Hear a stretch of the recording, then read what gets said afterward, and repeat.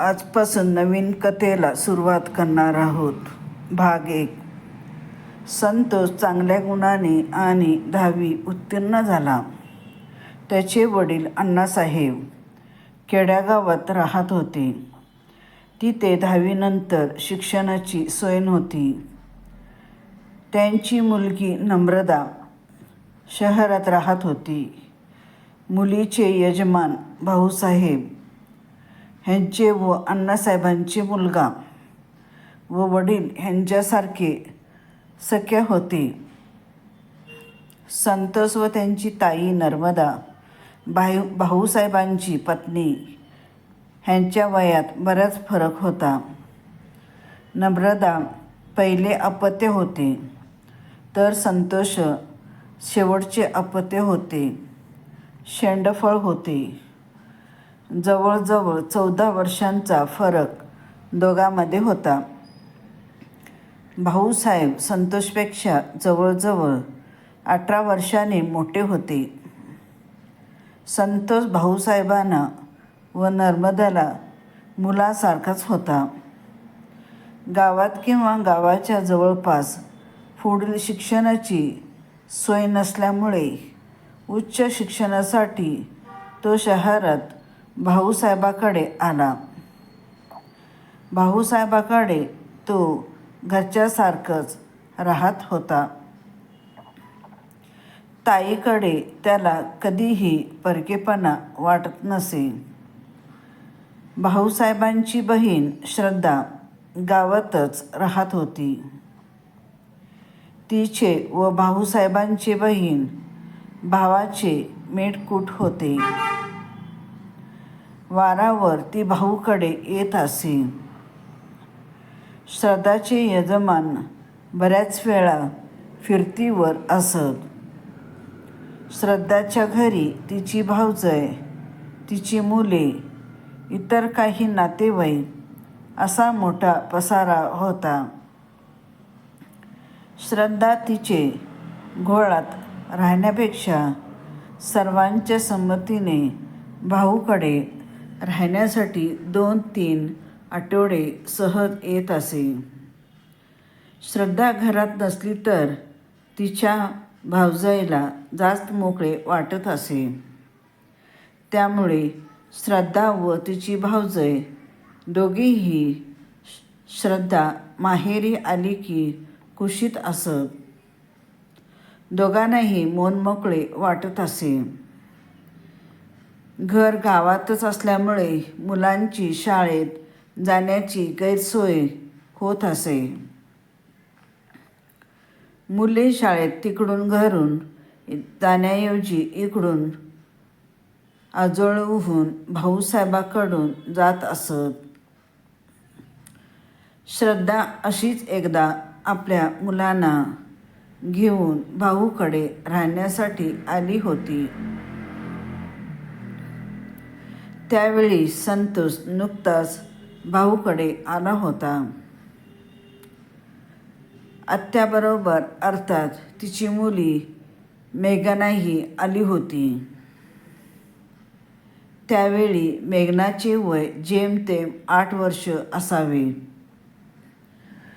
भाऊची मुले संतोषाला मामा म्हणत.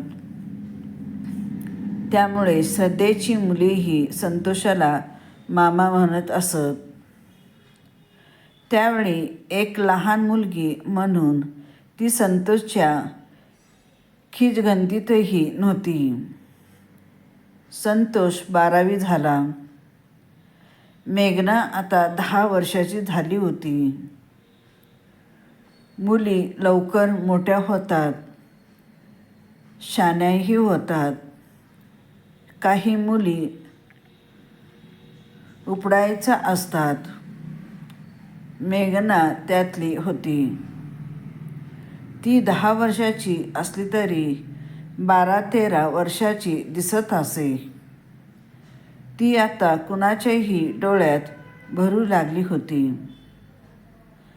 संतोषाला तिचे अस्तित्व जाणू लागले होते. गावातच असल्यामुळे अधूनमधून ती कधी आईबरोबर तर कधी एकटीच भाऊसाहेबाकडे येत असे. तसे दोघांचं वयात 8-9 वर्षाचे अंतर होते. संतोष दिसायला 4-14 सारखाच होता. तो तैलबुद्धीचा होता. त्याच्या चेहऱ्यावर बुद्धीचे तेज दिसत असे. संतोष जरा जास्तच उंच होता. 5 फूट 10 इंच त्याची उंची असावी. मेघना सिडसिडीत 12 कुंडी होती. दोघांमध्ये तसे मॅचिंग काहीही नव्हते. संतोष चांगला गोरा होता. मेघना नावाप्रमाणे सावळी होती. रंग, उंची, जाडी, वय कुठेही जोडा मॅचिंग वाटत नव्हता. उंच लोकांना पाठीत किंचित पोक काढून चालायची बऱ्याच वेळा सवय असते. संतोष त्याला अपवाद नव्हता. तरीही मेघना आपल्या परीने आकर्षक होती. तिचे केस दाट काळेभोर व लांबसडक होते. नाक धारदार, डोळे पाणीधार, दात पांढरेशुभ्र एकसारखे एक, त्वचा मुलायम व तजेलदार होती. ज्यांची त्वचा मुलायम असते अशा मुली सावळ्या असल्या तरी बऱ्याच उजळ वाटतात. मेघना त्यातलीच एक होती. मेघनाच्या मनाने संतोष जरी गोरा उंच असला तरी त्याच्या चेहऱ्यावर किंचित बावळटपणाची झांक होती. तो विलक्षण बुद्धिमान होता. कोणताही विषय समजण्याची त्याची शक्ती दांडगी होती. आकलनशक्ती तीव्र होती. एवढेच नव्हे तर कोणतीही गोष्ट समजून सांगण्याची कला त्याला अवगत होती. दुसऱ्यांच्या भौतिक पातळीवर जात योग्य शब्दरचना करीत तो एखादा मुद्दा समजावून सांगत असे. त्याला असे करताना पाहून गंमत वाटे, कौतुक वाटे. त्यांच्या तीव्र बुद्धीची व वाक्य चातुर्याची कल्पना घेई. मेघनाला एखादा विषय आढळला, मुद्दा कळत नाहीसा झाला की ती संतोषकडे तिचा धरून मुद्दाम येत असे. संतोषही उत्साहाने तिला आढळलेला मुद्दा, सिद्धांत, गणित विषय समजावून देत असे. संतोष एखादा मुद्दा समजावून सांगत असताना ती त्याच्या चेहऱ्याकडे पाहत असे. अशा वेळी तिला खरेच एखादी गोष्ट आढळली आली आहे की ती त्या निमित्ताने संतोषाला भेटायला आली आहे असा संभ्रम पडे. संशय निर्माण होई. मुद्दा समजावून सांगताना त्यालाही जास्त हुरूप व उत्सव वाटत असे.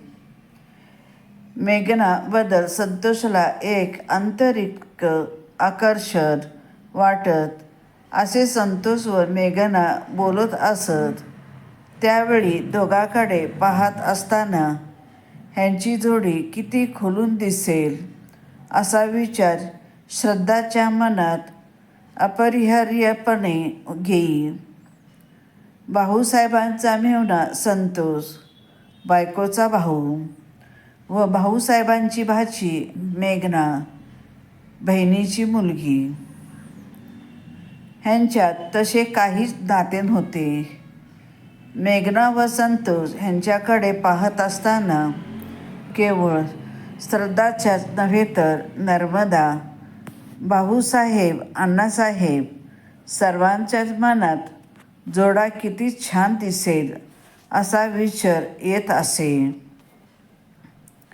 भाऊसाहेबांची बहीण श्रद्धा म्हणजे एक देवमाणूस होती. तिचा स्वभाव अत्यंत शांत होता. ती समंजस होती.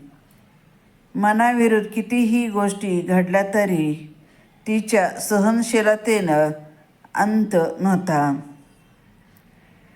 ती कधीही मोठ्या आवाजात बोलत नसे. आपण रागावलो की आवाज स्वाभाविक आपोआप मोठा होतो. हळू आवाजात रागवता येत नाही. रागाच्या तीव्रतेबरोबरच आवाजाची पट्टी उंच होत जाते.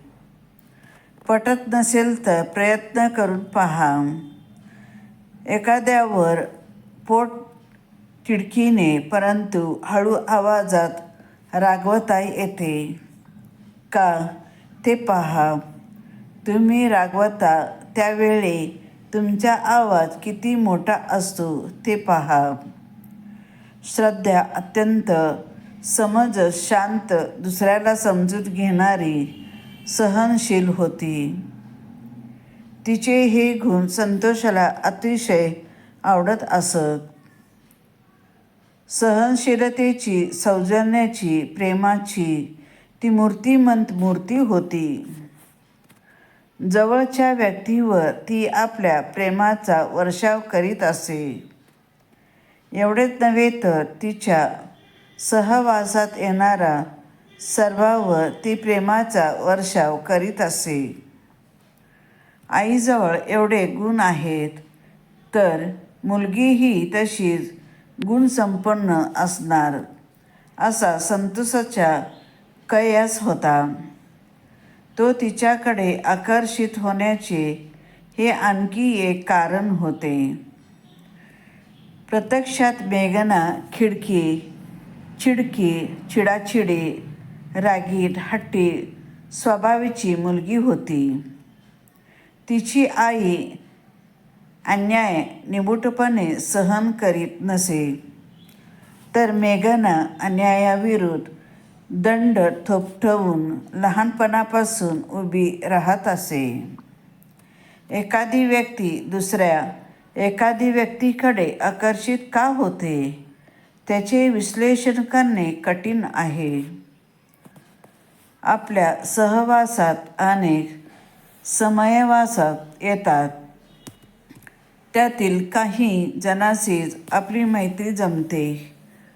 तरुण तरुणी त्यांच्या बाबतही तसेच आहे. कोण कुणाकडे का आकर्षित होते ते सांगणे मोठे कठीण आहे. सहवासाचा भाग किती, सौंदर्याच्या वाटा किती, आंतरिक ओढीचे प्रमाण किती, दैवाच्या परिस्थितीच्या वाट किती, पूर्वजन्मीचे काही लागेबांधे असतात का, सांगणे मोठे कठीण आहे. संतोष व मेघना एकामेकाकडे लहानपणापासूनच हळूहळू आकर्षित होत होती. ही वस्तुस्थिती होती. संतोषाचे पदउच्चार शिक्षण पुरे झाले. तो आता 24 वर्षाचा तगडा तरुण झाला होता. मेघना 16 वर्षाची होती. मी अगोदरच म्हटल्याप्रमाणे ती थोराड होती. पूर्ण उमलेले नाही तरी अर्ध उमलेले फूल ती निश्चित होती. 10वीत उत्तम गुणाने उत्तीर्ण होऊन ती आता 11वीला ज्युनियर कॉलेजमध्ये आली होती. दोघांचेही सहवासाला, एकत्र फिरण्याला घरण्याची मूकसंमती होती. मेघनाचे शिक्षण पूर्ण झाले की दोघांचे लग्न लावून द्यायचे हे दोन्ही कुटुंबाने श्रद्धाचे यजमान आप्पासाहेब व संतोषाचे वडील अण्णासाहेब ह्यांनी जवळजवळ निश्चित केले होते. संतोष एका मोठ्या कंपनीत चांगल्या पगाराच्या नोकरीवर त्याच शहरात रुजू झाला होता. दोघांच्या गाठीभेटी निमित्त निमित्ताने वारावर होत असत. सर्व काही छानपैकी चालले होते.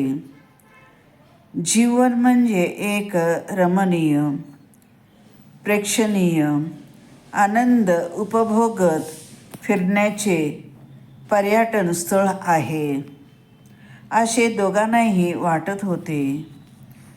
जीवनात सुख आनंद ह्याबरोबरच दुःखालाही तोंड द्यावे लागते ह्याची त्यांना कदाचित कल्पना असली तरी अनुभव नव्हता.